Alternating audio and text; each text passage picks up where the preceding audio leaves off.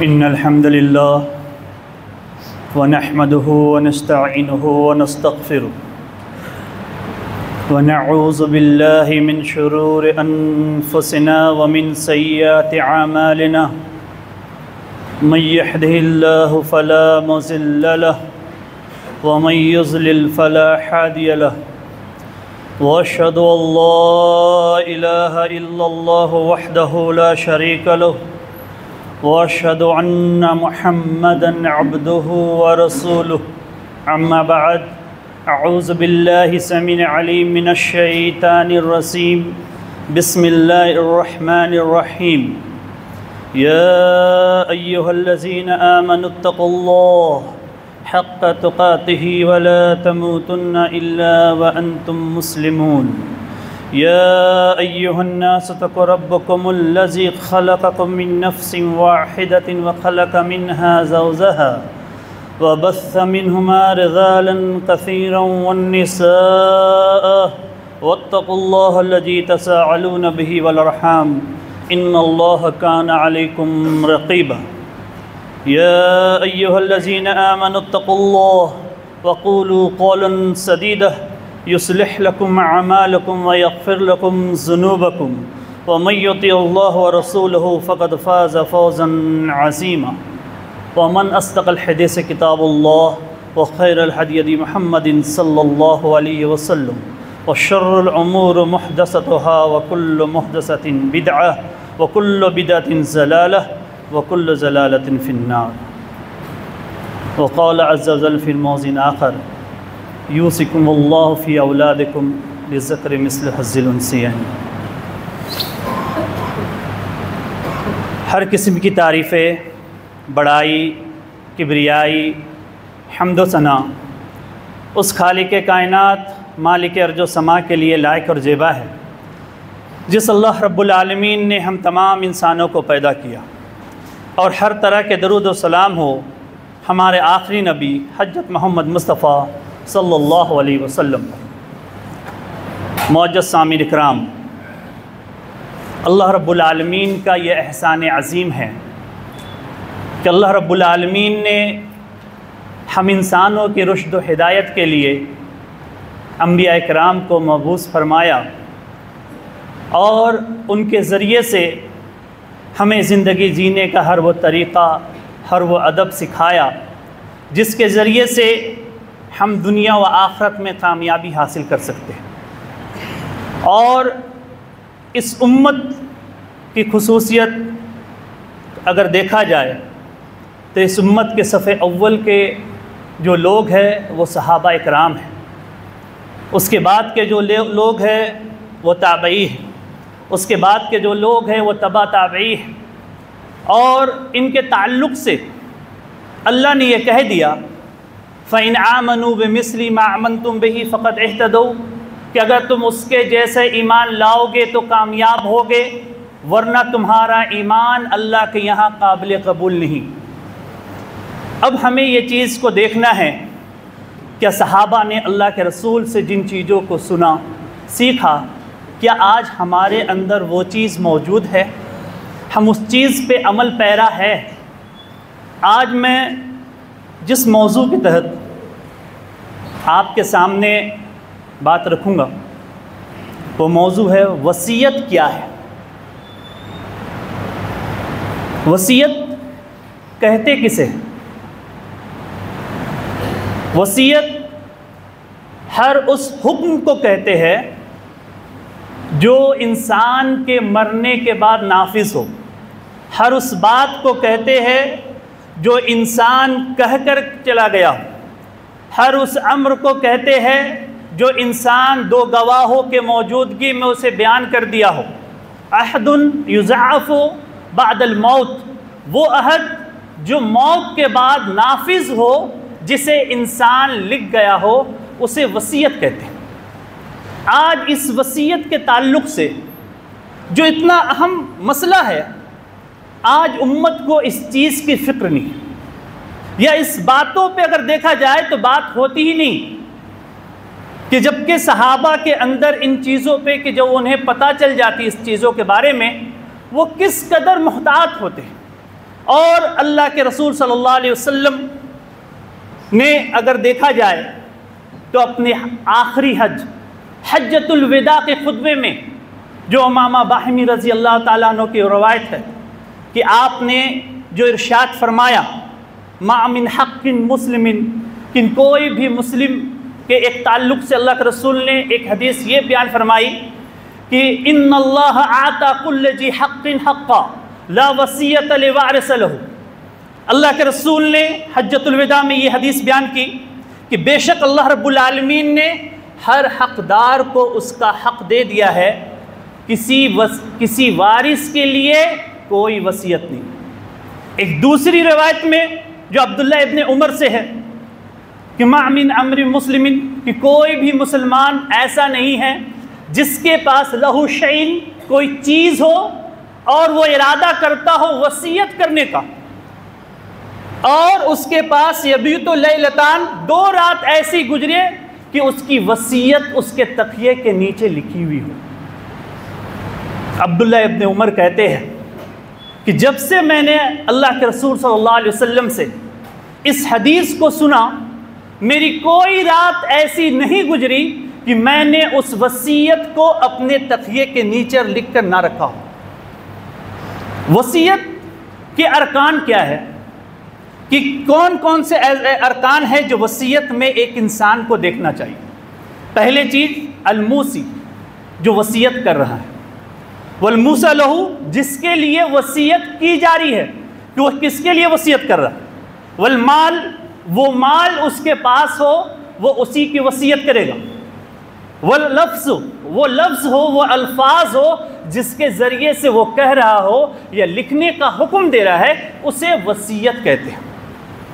اور اس وصیت کے تعلق سے اگر ہم دیکھا جائے، حسن بصری یہ کہتے ہیں کہ کوئی بھی مومن ایسا نہیں جس کے پاس اس کی 2 راتیں گزرے اور اس کی وصیت نہ لکھی ہو، اور کوئی بھی مومن ایسا نہیں جو پیٹ بھر کر کھاتا ہو، کیونکہ مومن کے تعلق سے حسن بصری جو یہ کہتے ہیں کہ مومن وہ ہے جس کی 1 رات بھی نہ گزرے اس کی وصیت لکھی ہوئی ہو، اور مومن جو ہے وہ پورا پیٹ بھر کر نہیں کھاتا، کیونکہ وہ کہتے ہیں کہ اللہ رب العالمین نے جو ہمیں پیدا کیا ہے تو اپنی عبادت کے لیے، اگر کھانے کے لیے اللہ ہمیں پیدا کرتا تو ایک بھینس کی طرح ہمارا پیٹ ہوتا، لیکن اللہ نے تو اتنا بڑا پیٹ دیا نہیں۔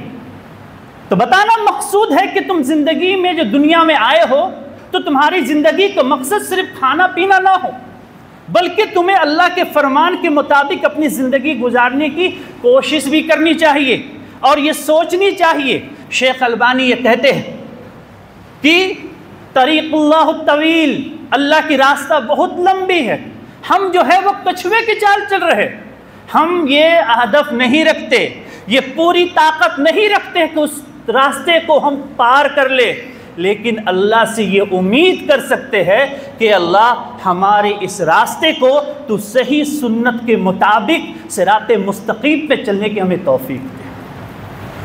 تو ہم اس چیز کو دیکھیں، اسی طرح جہاد کا قول ہے کہ وہ کہتے ہیں من مات رجل، جو شخص مر گیا اور اس کے پاس کوئی چیز ایسی ہو جس کو وہ وصیت کرنا چاہ رہا ہو، اور اگر وہ اپنے قریبی رشتہ دار کی وصیت نہیں کرتا ہے تو ایسی شخص کی موت جو ہے وہ گناہ پہ ہوتی ہے۔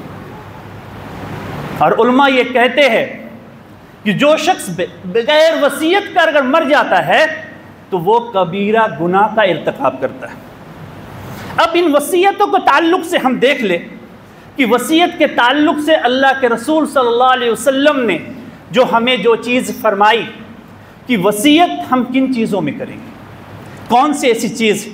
سب سے پہلی چیز ہم دیکھ لیں کہ اللہ رب العالمین نے ہمیں مال عطا کیا۔ یہ مال جو انسان کی زندگی جینے کا ایک طریقہ ہے، انسان کے زندگی گزارنے کے لیے ہر ایک چیز کے لیے مال کی بہت قدر و قیمت ہے، اور اس لیے اللہ رب العالمین نے اپنے نبی کے ذریعے سے اس کی حکمتیں کیا ہے ہر ایک چیز کو بیان کر دیا۔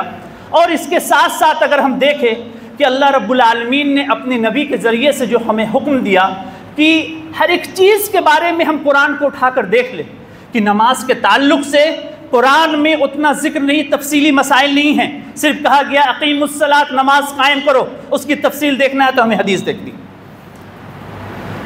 روزے کے تعلق، زکوٰۃ کے تعلق سے اگر دیکھیں تو اس کی اتنی تفصیل نہیں ہے، صرف بیان کیا گیا کس کو دینا ہے اور کیا کس کو دینا ہے، یہ اس کی بیان کی گئی ہے، پوری تفصیل نہیں۔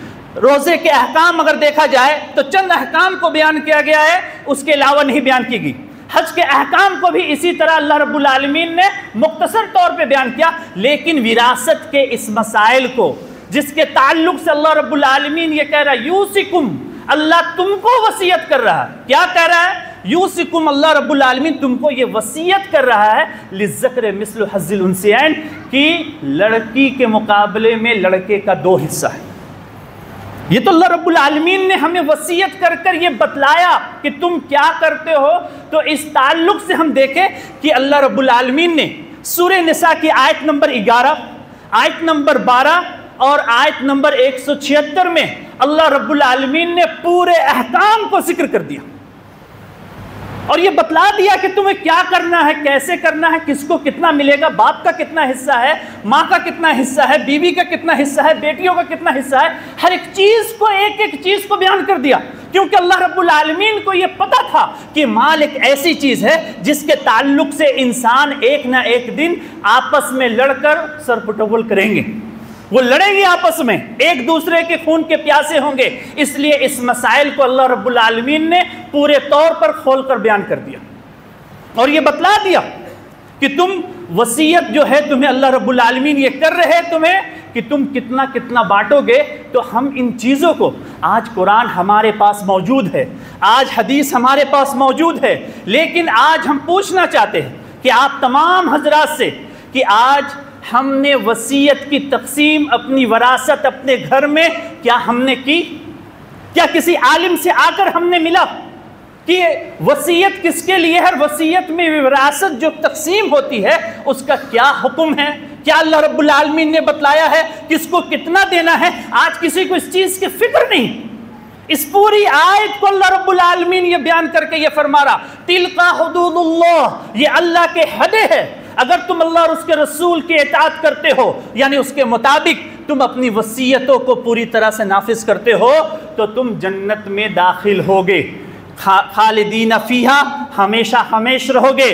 اور اللہ رب العالمین دوسری آیت میں یہ کہہ رہا ہے کہ اللہ کے حدود ہے، اگر تم اس کو حد سے تجاوز کرتے ہو، اپنے اللہ اور اس کے رسول کے حکموں کی نافرمانی کرتے ہو تو یدخلوا النار، تمہیں جہنم میں ڈالا جائے گا، خالدین فیہا، ہمیشہ ہمیشہ رہو گے۔ تو یہ تو مکمل ایک مختصر سی بات آئی کہ یہ وصیت، یہ وراثت اللہ کے رسول صلی اللہ علیہ وسلم نے اپنے نبی کے ذریعے سے اللہ رب العالمین نے ہمیں بیان کر دیا۔ اب ان چیزوں میں ہمیں یہ دیکھنا ہے کہ کیا وصیت کس کے لیے، وصیت کس کے لیے؟ کیونکہ اللہ رب العالمین نے اپنے نبی کے ذریعے سے جو حجۃ الوداع میں کہا کہ ان اللہ اعطی کل حق ذی حق، بے شک اللہ رب العالمین ہر ایک کو اس کا حق دے دیا۔ وصیت جو ہے وہ ورثہ کے لیے نہیں ہے۔ کس کے لیے نہیں ہے؟ بیٹے کے لیے وصیت نہیں ہے، لا وصیت لوارث لہ، وصیت جو ورثہ کے لیے نہیں، جو وارث بن رہے ہیں، بیوی وارث بن رہی ہے، بیٹی وارث بن رہی ہے، بیٹا وارث بن رہا ہے، ان کے لیے کوئی وصیت نہیں ہے۔ کوئی شخص اتنا عقل مند نہ بنے، نہ اس چیز کو کہے کہ میں اپنا یہ جائیداد اپنے فلاں بیٹے کو اتنا دیتا ہوں۔ آج اللہ رب العالمین نے اس کے احکام کو بیان کر دیا کس کو کتنا دینا ہے، لیکن ایک باپ کھڑا ہوتا ہے اور کہتا ہے کہ میں اس چیز کو تقسیم کروں گا۔ اور تقسیم کس طرح باپ کر رہا ہے کہ میں اپنے بیٹیوں کے تعلق سے باپ یہ کہتا ہے کہ میری فلاں بیٹی، میرا فلاں داماد جو ہے وہ بہت مالدار ہے، اس کو وصیت کی یعنی اس کو وراثت کی کوئی ضرورت نہیں، اسے میں نہیں دیتا ہوں۔ میرا فلاں بیٹا جو ہے اس کے پاس بہت مال و دولت ہے، اس کو بہت کم، تھوڑا سا اسے دے دو۔ میرا چھوٹا بیٹا جو ہے اسے، اس کے مالی حالات ٹھیک نہیں ہیں، اسے اتنا دے دو۔ یہ کیا کر رہے ہیں ہم؟ ہمیں اگر ہم اپنی طرف سے کوئی زیادتی کرتے ہیں یا کوئی کمی کرتے ہیں تو اللہ رب العالمین نے کہہ رہے تلک حدود اللہ، یہ اللہ کی حد ہے، تم اپنے طرف سے تقسیم نہیں کر سکتے۔ آج اس وراثت کے مسئلے پہ اگر دیکھا جائے تو آج ہم طلاق کا مسئلہ ہو، نکاح کا مسئلہ ہو، ہم عالم علماء سے پوچھنے تو آتے ہیں، لیکن اپنے گھروں کے ان مسائل کو ہم نہ پوچھتے، جبکہ ہمیں چاہیے کہ باپ کے وفات کے بعد سب سے پہلے 3 سے 4 دن کے بعد یعنی یہ ہونا چاہیے کہ وصیت کا نفاذ ہو جانا چاہیے۔ من بعد وصیت یوصی بہا او دین، اللہ رب العالمین جو کہہ رہے ہیں کہ وصیت جو ہے وہ کس چیز میں ہے کہ پہلے من بعد دین یعنی قرض کے بعد، سب سے پہلے جو شخص نے اپنے مال و دولت کو چھوڑ کر گیا ہے اس سے سب سے پہلے اس کا حق کیا ہے کہ اس کے ذمے اگر قرض ہے اس پیسے سے اس کا قرض کو ادا کیا جائے، سب سے پہلا حق کہ اس کے قرض ادا کیا جائے۔ پھر اس کے بعد اس نے وصیت جو کی ہے اس وصیت کو نافذ کیا جائے، کیونکہ جابر رضی اللہ تعالیٰ عنہ یہ کہتے ہیں کہ میں نے کسی بھی ایسے صحابی کو نہیں دیکھا جس نے اپنی زندگی میں کوئی نہ کوئی چیز وقف نہ کی ہو۔ کسی نے اپنے تلوار کو وقف کیا، کسی نے اپنے گھوڑے کو وقف کیا، کوئی اپنا گھر وقف کر دیا، کوئی پیسہ وقف کر دیا، کیونکہ صحابہ یہ سمجھتے تھے کہ یہ میرا مال جو ہے وہ صرف میرا نہیں ہے بلکہ اس میں دوسروں کا بھی حق ہے، یہ میرے اولاد کے علاوہ میرے رشتہ داروں کا بھی حق ہے۔ ان کو اللہ رب العالمین نے آج جہاد کا وہ قول جو کہتے ہیں کہ اگر کوئی شخص وصیت کر کر اگر نہیں مرتا ہے اپنے قریبی رشتہ داروں کا، آج کروڑوں آپ کے پاس ہے لیکن آپ مر گئے لیکن اپنے قریبی رشتہ داروں کے لیے کوئی وصیت نہیں کرتے ہیں، تو یہ چیز جو ہے آپ کے حق میں بہتر نہیں ہے، کیونکہ ہم وصیت کتنا کریں گے؟ وصیت کے تعلق سے ہمیں دیکھیں کہ وصیت اور ثلث 1/3 مال ہم وصیت کر سکتے ہیں۔ عبد الرحمن بن عوف جو اللہ کے رسول صلی اللہ علیہ وسلم کے ساتھ حج میں تھے، ان کی طبیعت خراب ہو گئی، انہوں نے اللہ کے رسول سے کہا اللہ کے رسول میری صرف ایک بیٹی ہے اور کوئی نہیں، میں کیا 2 ثلث اللہ کے راستے میں صدقہ کر سکتا ہوں، دے سکتا ہوں؟ آپ نے کہا کہ نہیں، 1/3 1/3 تم اللہ کے راستے میں دے سکتے ہو، وہ ثلث الکثیر وہ بھی زیادہ ہے۔ یعنی ہر انسان کی یہ وصیت ہونی چاہیے کہ وہ انسان اپنے زندگی میں کیا اپنے مال میں سے 1/3 اپنے قریبی رشتہ داروں کو یا پھر اور لوگوں کو وہ دے سکتا ہے۔ وصیت جو ہے وہ کب فرض ہوتی ہے؟ وصیت جس کے ذمے اگر قرض ہو تو وہ انسان پہ وصیت لکھنا فرض ہے۔ وصیت جو انسان لکھتا ہو اس کے پاس مال ہونا شرط ہے۔ دوسری چیز یہ ہے کہ وصیت 1/3 کا وہ کرے۔ تیسری چیز یہ ہے کہ وہ وصیت جو انسان کر رہا ہے 2 گواہوں کی موجودگی میں۔ آج باپ کے مرنے کے بعد کوئی بیٹا آتا ہے، بڑا بیٹا، اور یہ کہتا ہے کہ ابا نے ہمیں یہ دکان دی ہے، ابا نے یہ پلاٹ میرے نام لکھ دیا ہے، ابا نے ہمیں یہ کہا کہ تم لے لینا۔ آج ہم پوچھ سکتے ہیں کہ ابا نے کسی گواہ کی موجودگی میں کہا ہے؟ آج جو تم کہہ رہے ہو کہ یہ چیز ہمیں ملنا چاہیے، کیا اس کی کوئی ثبوت ہے؟ یہ وصیت جو ہے ورثہ کے لیے نہیں ہے۔ اگر تمہارے ابا نے یہ چیز کی وصیت کر گئے ہیں تو یہ غلط ہے۔ کیسے غلط ہے؟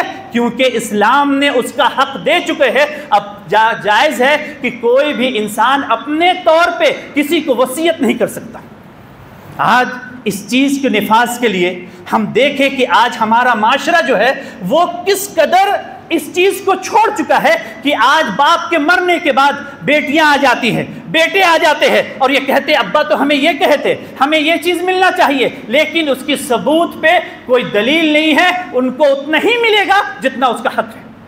ہاں، اگر کوئی انسان اپنی زندگی میں اپنے بال بچوں کو کچھ دینا چاہتا ہے تو وہ پورا دے۔ کیسے پورا دے؟ کہ نعمان بن بشیر یہ صحابی جو تھے، انہیں نعمان نے اپنے بیٹے بشیر کو یعنی دینا چاہا، ایک غلام صدقہ یعنی کہ ایک غلام اس کو ہبہ کرنا چاہا، گفٹ دینا چاہا۔ تو اپنی زندگی میں جب دینا چاہا تو اس کی بیوی عمرہ بن عبد الرحمن وہ یہ کہتی ہے کہ ٹھیک ہے، ان کے ایک بیٹا اور ایک بیٹی تھی، ایک عبیہ ان کی بیٹی تھی اور بشیر ان کا بیٹا تھا۔ تو ان کو جب نعمان رضی اللہ تعالیٰ عنہ دینا چاہتے تھے تو ان کی بیوی نے یہ کہا کہ ہم اس چیز میں اللہ کے رسول کو گواہ نہ بنا لیں۔ بولا کہ بہتر ہے۔ اللہ کے رسول کے پاس دونوں میاں بیوی گئے اور کہے کہ میں اپنے بیٹے کو ایک غلام دینا چاہتا ہوں، گفٹ کرنا چاہتا ہوں۔ اللہ کے رسول نے پوچھا کیا تم نے باقی اولاد کو دیا یہ چیز؟ تو نعمان بن بشیر کہتے ہیں کہ نہیں، اللہ کے رسول نے کہا لا یشہدون علی الزور، میں ظلم پر گواہ نہیں بن سکتا۔ اگر انسان اپنی زندگی میں اپنی اولاد، اگر 4 اولاد ہے 5 اولاد ہے، اگر کوئی گفٹ کرتی ہے تو ہر ایک کو کرے، ورنہ کسی کو بھی نہ کرے۔ اللہ کے رسول نے نعمان کو یہ حکم دیا، اگر تم دوسرے کو دے نہیں سکتے ہو تو پہلے سے بھی لے لو۔ حضرت نعمان نے پہلے بیٹے سے اس چیز کو لے لیا۔ سووا بین اولادکم، اللہ کے رسول نے کہا اپنے اولاد کے درمیان تم عدل و انصاف کرو۔ صحابہ یہاں تک کہ عدل و انصاف کرتے تھے کہ اگر اپنے چھوٹے بیٹے کو اگر پیار کرتے تو اس کے بغل میں اگر بڑا بیٹا ہوتا تو اسے بھی چٹکارتے، اسے بھی اپنے گلے سے لگاتے، کیونکہ پیار کرنے میں بھی بچوں کے بیچ میں عدل و انصاف کرنا ہے۔ ہمارا موضوع یہ تربیت اولاد نہیں ہے کہ میں بتلاؤں آپ کو کہ کیسے کس طرح سے بچوں کے بیچ میں عدل و انصاف۔ تو عدل و انصاف اپنی زندگی میں اگر آپ دینا چاہتے ہیں تو برابر برابر دیں گے، بیٹے کو بھی بیٹی کو بھی۔ یہ للذکر مثل حظ الانثیین جو اللہ رب العالمین نے قانون نافذ کیا کہ لڑکے کو 2 لڑکی کے مقابلے میں ملے گا، وہ کب؟ مرنے کے بعد، زندگی میں نہیں۔ تو ہم اس چیز کو دیکھ لیں کہ اللہ کے رسول آج اکثر لوگوں کو ایسا دیکھا جاتا ہے جس کی حالات، جن اولاد کی اگر خراب ہو، ماں باپ سب سے زیادہ ان کے خیال کرتے ہیں، سب سے زیادہ انہی کو دیتے ہیں، باقی کیا دوسرے ان کے اولاد نہیں ہیں؟ کہ قیامت کے دن وہ اولاد اب اللہ رب العالمین کے سامنے کھڑے کریں گے کٹگرے میں اور آپ سے پوچھیں گے کہ آپ نے میرے ساتھ انصاف کیوں نہیں کیا۔ تو اللہ کے رسول نے جو فرمایا، جو حکم ہمیں دیا ہے کہ بچوں کے بیچ میں عدل و انصاف وہ زندگی میں دینا ہے تو برابر برابر۔ 2 فلیٹ ہے، اگر بیٹا اور بیٹی ہے تو ایک ایک دونوں کو دے، نہیں تو مرنے کے بعد 2 حصہ بیٹا کا 1 حصہ بیٹی کو۔ یہ اسلام نے مقرر کیا ہے، اور اس چیز کو ہم دیکھیں کہ آج ہمارے درمیان یہ چیز کیا ختم ہو چکی ہے۔ آج اپنے اندر عدل و انصاف کر لیں کہ ہم کس قدر اپنے ورثہ کی تقسیم کر سکتے ہیں۔ آج باپ کے مرنے کے بعد اگر بڑا بیٹا اس کاروبار کو چلا رہا ہے تو بڑا بیٹا اس کاروبار کو چلاتے ہوئے بہت آگے نکل جاتا ہے، جبکہ یہ ہونا چاہیے کہ اگر باپ کا 1 لاکھ کے کیپٹل ہے، 1 لاکھ سے باپ نے بزنس کو شروع کیا، آپ اگر اس چیز کو بڑھائے، جب بیٹے لوگ آئے، بیٹی اور بیٹا جب آئے، بھائی بہن آئے کہ اب فیصلہ کرے، اتنا سال ہو گیا باپ کے مرنے کے بعد ابھی تک آپ نے وہ حصہ ہمیں نہیں دیا ہے، تو وہ شخص یہ کہتا ہے کہ ٹھیک ہے، ابا نے تو 1 لاکھ چھوڑ کر گیا، یہ پورا میری محنت کا نتیجہ ہے، میں نے اس کو کھڑا کیا ہے۔ تو اگر وہ شخص اپنی محنت سے یہ کیا ہے تو جس وقت ابا کا انتقال ہوا تم نے اسی وقت اس کے وراثت کو تقسیم کیوں نہیں کیا؟ اگر تم کو یہ کرنا ہے، اگر اس پراپرٹی کو دیکھنے کے لیے کسی کو کھڑا کیا جاتا جو اس کے دیکھ بھال کرتا، مہینہ کتنا لیتا؟ 15,000 20,000، اس حساب سے تم اگر 1 کروڑ کی یہ پراپرٹی ہو چکی ہے، دکان یہ کاروبار ہو چکا ہے، تو تم 20 سے 30 لاکھ لو، باقی کا سب کا حصہ بانٹو۔ نہیں بٹے گا کیا جو ابا نے چھوڑ کر گئے؟ یہ ظلم ہے۔ اگر کوئی بھی شخص اپنے کسی بھائی کا یا اپنے کسی بہن کا 1 بالس بھی زمین یا کچھ بھی حصہ اگر وہ غصب کرتا ہے، وہ شخص ظلم پر اس کی موت ہوتی ہے، کل قیامت کے دن اللہ رب العالمین اسے پکڑے گے۔ آج اس چیز کی فکر نہیں ہے۔ آج بہنوں کے حقوق کے تعلق سے اگر دیکھ لے کہ بہنوں کو اپنے بھائیوں کے گھروں کو طواف کرتے کرتے ان کا ہار بلا ہے، وہ لوگ آ رہے اپنے گھروں پہ، کیوں؟ بھائی کے پاس، ادھر شوہر کا الگ ٹارچر ہے کہ تم کیوں نہیں مانگتے اپنے بھائیوں سے اپنا دفتری حصہ۔ آج کون ہے جو اپنے بہنوں کا دفتری حصہ دیتا ہے؟ اگر نہیں دیتے ہیں تو یہ جان لیجئے کہ کوئی بھی بہن اتنی چالاک نہ بنے جو یہ کہے کہ میں اپنا حصہ معاف کرتی ہوں اپنے بھائی کے نام، یا کوئی بھی بھائی ایسا نہ ہو جا کر جو اپنے بہن سے کہے کہ تم مجھے اپنی وراثت معاف کر دو۔ یہ تلک حدود اللہ، یہ اللہ کے حدود ہے، تم کسی کا حق نہیں رکھتے دینے کے، یہ تمہارے اولاد کا حق ہے۔ بہنوں کا جو حق ہے یہ اس کے اولاد کا ہے۔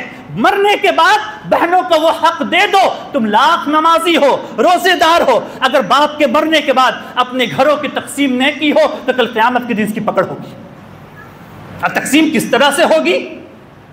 ایسا نہیں کہ تم گاؤں کی زمین کو تم لے لو، شہر کی نہیں، تمام زمین جو پراپرٹیز اللہ رب العالمین نے جو آپ کے والد کے ہے، اس تمام کا ویلیو لگے گا، کتنی قیمت کی ہے، اور اس قیمت کے حساب سے جتنا پراپرٹی کا جو بھی ویلیو سے نکلے گا اس ویلیو کے حساب سے تمام بہنوں کو اور بھائیوں کو وہی حصہ دیا جائے گا۔ آج اگر دیکھا جائے ہمارے معاشرے میں یہ ظلم ستم ایسے ہو رہی ہے کہ آج بہنوں کے حصے کو ہم نہیں دیتے ہیں اور یہ کہتے ہیں کہ ہم نے تمہیں پڑھایا لکھایا، یہاں تک کہ تمہاری شادی بیاہ کی دہیج دی۔ یہ دہیج کا کانسیپٹ جو ہے وہ لے کر ہم چلے آئے اور کہے کہ دہیج جو تمہیں دی اتنا خرچ کیا، یہ ختم تمہارا حصہ کہاں ہے؟ ایک ایک بہن کا دیکھا جائے تو کروڑوں کا پراپرٹی نکل رہی ہے، لیکن بھائی آج اس پراپرٹی پہ قبضہ کر کر بیٹھا ہوا ہے۔ وہ بھائی کل قیامت کے دن کیا اپنی بہنوں کے اس حصے کو لینے کے بنا پر کیا وہ جنت جا پائے گا؟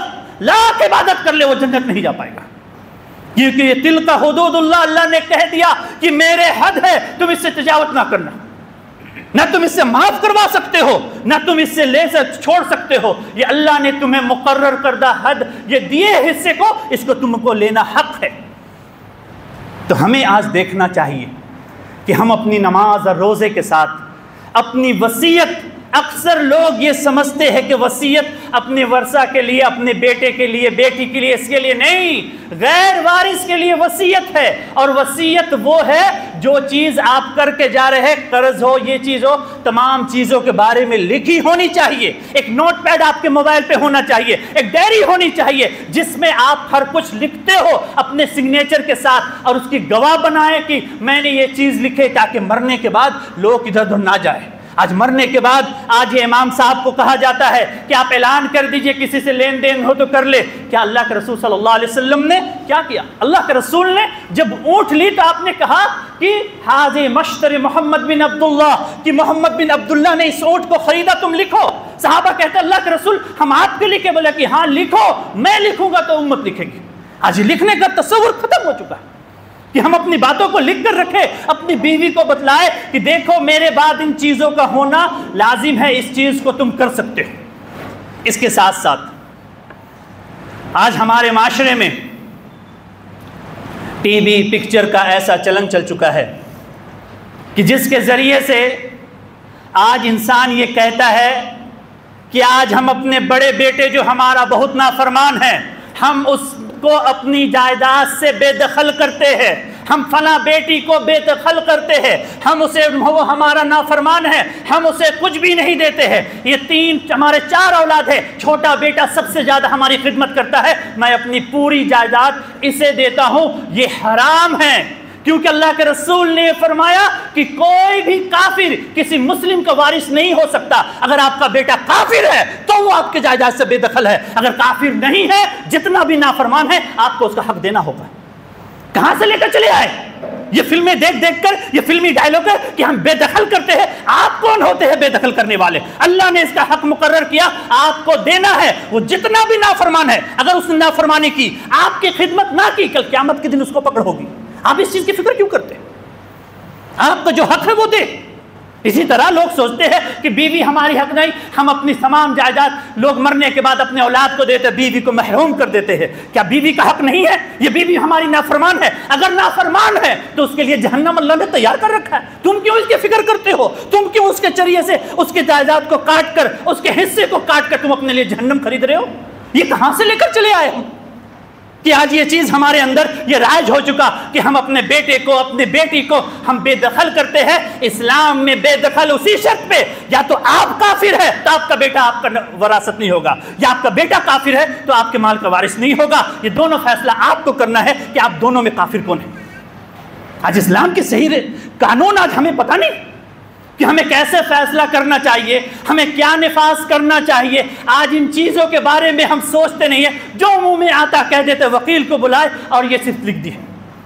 کیا آج جس اسلام کی ہم دہائی دیتے ہیں، جس اسلام کی تعلیمات کو ہم عام کرتے ہیں، اگر انہیں یہ پتہ چلے گا کہ ہمارے اندر بھی ہم اپنے بہنوں کے، اپنی بیٹیوں کو حصہ نہیں دیتے ہیں، اس کو بے دخل کرتے ہیں، کیا میسج جائے گا اسلام کا؟ کیا قانون جائے گا کہ اسلام نے جو عدل انصاف کا جو رویہ پیش کرتا ہے، انسان جو عدل انصاف بتاتا ہے، وہ عدل انصاف کہاں ہے؟ بہنوں کے حقوق کو تم کھاتے ہو، بیٹیوں کے حقوق کو تم بے دخل کر دیتے ہو کہ شادی کر دیا ختم ہو گیا۔ یہ کہاں سے لے کر چلے آئے؟ چھوٹے چھوٹے بھائی ہیں، بڑے بھائی جو کاروبار کو چلا رہے ہیں، جب چھوٹے بھائی بڑے ہوتے ہیں اور باپ کی پراپرٹی سے بڑا بھائی اپنا دکان پہ دکان اور اپنا زمین پہ زمین لیے جا رہا ہے. جب چھوٹا بھائی آتا بڑا ہوتا ہے کہ ہمارا حق کیا ہے, کہاں سے تمہارا حق, پڑھا لکھا کے تمہیں اتنا بڑا کیے, جو خرچ ہوئے تمام ابا کا حق ختم ہو چکا, یہ کہاں سے تم کر دیے؟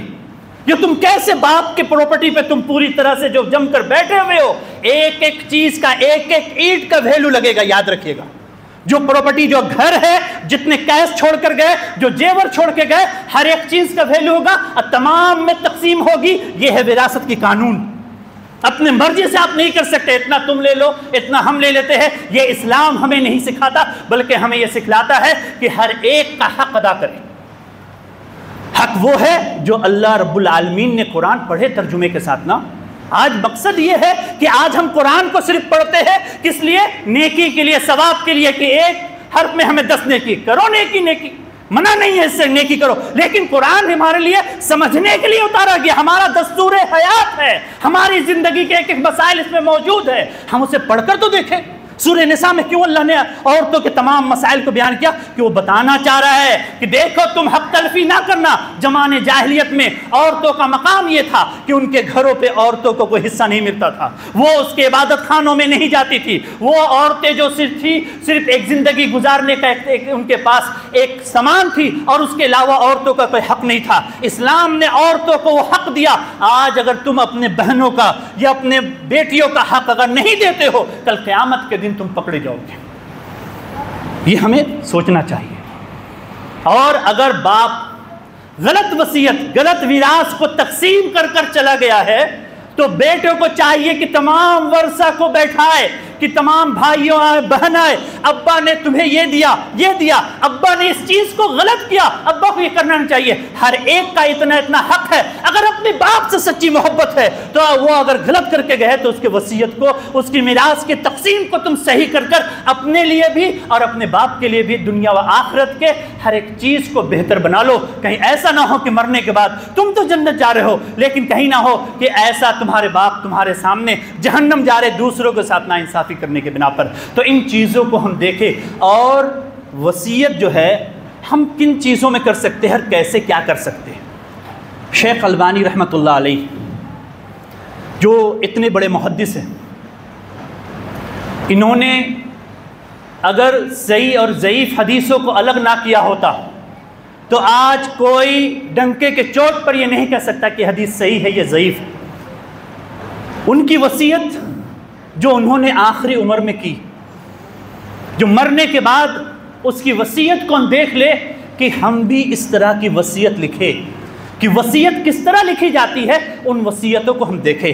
کہ امام شیخ البانی رحمۃ اللہ علیہ یہ کہتے ہیں, پہلے کہتے ہیں بسم اللہ, اللہ کا نام لیتے ہیں, بسم اللہ الحمدللہ رب العالمین, اس کے بعد الصلاۃ والسلام علی رسول اللہ کہنے کے بعد یوسی فی جوزہی و اصدقائی و کل محبتی, میں وصیت کرتا ہوں اپنی بیوی کو, اپنے دوستوں کو, ہر اس شخص کو جو مجھ سے محبت کرتا ہے.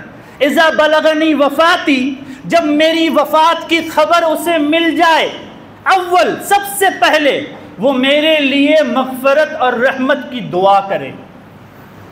کیا وصیت کر کے جا رہے شیخ البانی؟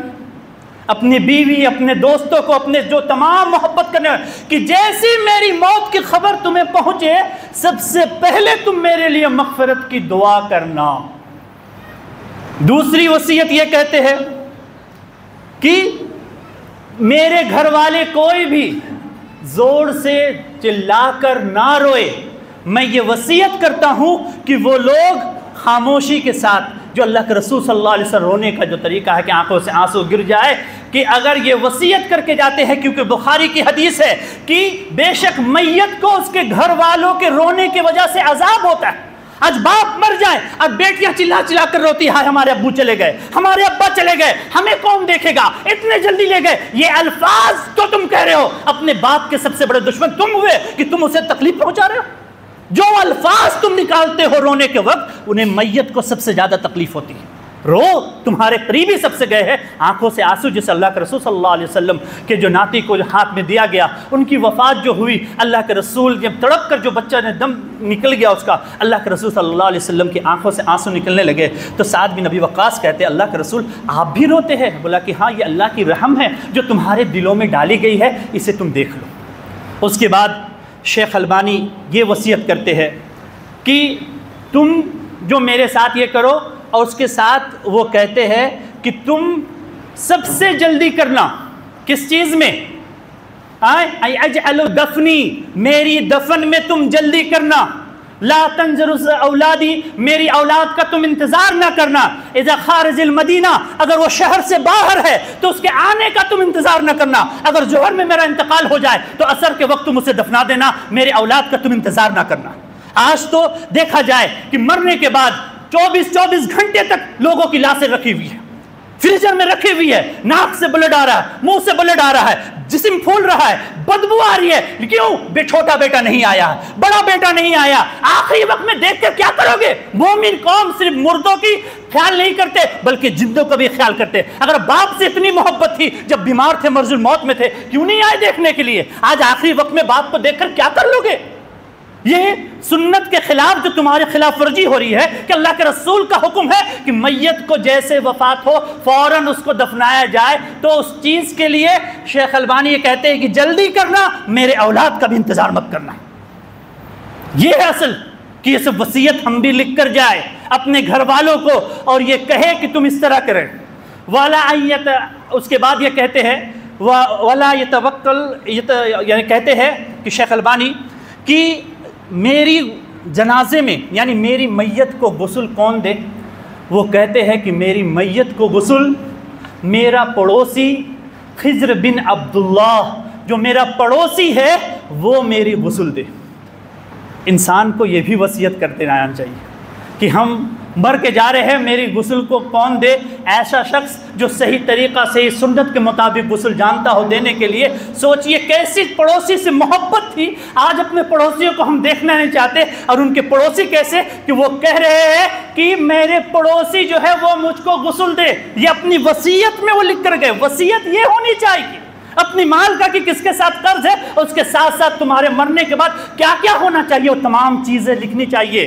اس کے بعد وہ کہتے وہ اقربا مکانی، جو سب سے قریب ہمارا قبرستان ہو تم وہاں لے جا کر مجھے دفن کرنا، تم بہت دور کے قبرستان نہ لے جانا جہاں پر مجھے گاڑیوں سے لے جایا جائے، تم کاندھوں پہ لے جا کر میرے میت کو جا کر تم دفن کرنا، کیونکہ اللہ کے رسول کی سنت یہ ہے کہ کاندھے پہ نہیں بلکہ کاندھے پہ لے جا کر دفن کیا جائے۔ یہ شیخ البانی رحمۃ اللہ علیہ کی یہ وصیت ہے۔ آج ان وصیتوں کو ہم دیکھیں، کیا وصیت کیا واقع اس طرح کی وصیت آج ہماری لکھی ہوئی ہے؟ آج اگر ایک گھر میں اگر دیکھا جائے کہ بیٹا، دو بیٹے اہل حدیث ہے، دو بیٹے غیر ہے، تو آج باپ کے مرنے کے بعد اس چیز کا جھگڑا ہوتا ہے کہ فلاں امام ہمارا یہ نماز جنازہ ابا کا پڑھائیں گے تو وہ اس کو غسل دیں گے۔ یہ کیوں جھگڑا ہو؟ اگر آپ یہ لکھ دے کہ میرا فلاں بیٹا جو کہے اس کے کہنے کے مطابق میری ہر ایک کام تحذیر و تکفین جو ہے وہ اس بنا پر ہونا چاہیے، ان چیزوں کو آج کون لکھے گا؟ کس چیز کا انتظار ہے کہ اور 70 سال عمر ملے گی؟ 60 سے 70 سال کی زندگی، آدھی زندگی تو جی چکے ہیں۔ اپنی زندگی کے بچے ہوئے ایام میں اپنے ان وصیتوں کو لکھے کہ آپ کے مرنے کے بعد کیا کیا آپ کے ساتھ ہو۔ اس کے بعد وہ لکھتے ہیں کہ میرے جتنے بھی تصنیفات ہیں جو میں نے لکھا ہے وہ تمام کے تمام تصنیفات کو جامعہ ملیہ یعنی مدینہ یونیورسٹی کو دے دیا جائے کہ وہاں کے بچے اس سے استفادہ کریں، پڑھیں۔ اگر آپ کے گھر میں کوئی ایسی کتابیں ہیں، کچھ کتابیں آپ کا شوق ہے پڑھنے کا، اور آپ کو پتہ ہے کہ آپ کے بعد آپ کے بچے اس کتابوں کو نہیں پڑھیں گے، اس میں سوائے اس کا گھن لگنے کا، وہ کتاب برباد ہونے کا اور کچھ بھی نہیں ہے، تو آپ کو چاہیے کہ وصیت کر کے جائیے کہ میرے کتابوں کو فلاں مسجد میں، فلاں لائبریری میں اسے دے دیا جائے تاکہ لوگ اسے پڑھیں۔ ان وصیتوں کو آج ہم بھول چکے، آج ہم سوچتے نماز روزہ بس اسی طرح، آج کیوں مرنے کے بعد یہ اختلافات ہوتی ہے؟ کیونکہ اللہ کے رسول کی بتائے ہوئے ان وصیتوں کو جو علماء نے، جو سلف صالحین نے سمجھا، اپنی زندگی میں ہر ایک چیز کو لکھ کر رکھے اور اپنے تکیے کے نیچے اپنے بغل میں کہ مرنے کے بعد تم جب مجھے اٹھاؤ تو سب سے پہلے میری وصیت لکھی ہوئی ملے کہ میرے ساتھ تم کیا کیا کر سکتے ہو۔ اگر آپ اس طرح کے وصیت کر کے چلے جائے کہ کوئی رونا نہیں، اگر آپ کے گھر والے جتنے بھی روئے، چلا کر روئے، آپ کو عذاب نہیں ہوگا۔ کیا اپنے مرنے کے بعد آج اس چیز کا فکر ہمیں ہے کہ ہم یہ وصیتیں سب کر جائے؟ یہ سلف صالحین کی زندگی، آج سلف صالحین کی زندگی، کیونکہ دین ان لوگوں نے سمجھا، جب تک ان کے نقش قدم پر ہم نہیں چلیں گے ہم دین کو نہیں سمجھ سکتے۔ سمجھنا ہے تو ہمیں پھر سے پیچھے جانا ہوگا، پھر سے دین اسلام کے ان تمام امور کو سیکھنا ہوگا جو اللہ کے رسول نے بتلائے، جو صحابہ نے کر اپنی زندگی میں کر دکھائے، تب جا کر یہ زندگی ہمارے لیے بہتر ہو سکتی ہے، ورنہ یہ زندگی سوائے دنیا و آخرت کی ندامت کے اور کچھ بھی نہیں۔ آخر میں اللہ رب العالمین سے دعا ہے کہ اللہ رب العالمین ہم تمام لوگوں پہ اللہ تو صراط مستقیم پہ چلنے کی توفیق عطا فرما اللہ۔ اے اللہ ہم تمام لوگوں کے گناہوں کو تو بخش دے اللہ۔ اے اللہ ہم میں سے جو بھی لوگ اے اللہ تیری اپنی وصیت میں اگر کچھ غلطی کی اللہ تو اسے معاف فرما دے اللہ۔ اے اللہ جن کے بھی والدین دنیا سے فوت ہو چکے اللہ، اپنے ورثہ کے بیچ میں اگر غلط تقسیم کے اللہ ان کے وارثوں کو یہ ہدایت دے اللہ کہ اپنے باپ کے ان وارثوں کو ان تقسیم کو اللہ پھر سے صحیح کرنے کے اللہ انہیں توفیق دے اللہ۔ اے اللہ ہم تمام لوگوں کو صراط مستقیم پہ چلنے کی توفیق عطا فرما۔ اے اللہ ہم میں سے جو بیمار ہے اللہ اسے صحت کاملہ عاجلہ عطا فرما اللہ۔ اے اللہ جن کی وفات ہو چکی اللہ ان کی قبروں کو نور سے بھر دے اللہ۔ اے اللہ جہاں کہیں بھی مسلمانوں پہ ظلم ستم ہو رہے اللہ غیبی طور پر ان کی مدد فرما اللہ۔ اے اللہ مسلمانوں کی عزت آبرو کی حفاظت فرما اللہ۔ اے اللہ ہر حاسدوں کی حسد سے، اے اللہ ہر بری نظر سے، ہر عذاب سے اچانک آنے والے اللہ تیری پناہ چاہتے اللہ۔ اے اللہ جب تک زندہ رکھ اسلام پر زندہ رکھ، اے اللہ جب موت دے تو خاتمہ بالخیر عطا فرما۔ آمین۔ وآخر دعوانا الحمدللہ رب العالمین۔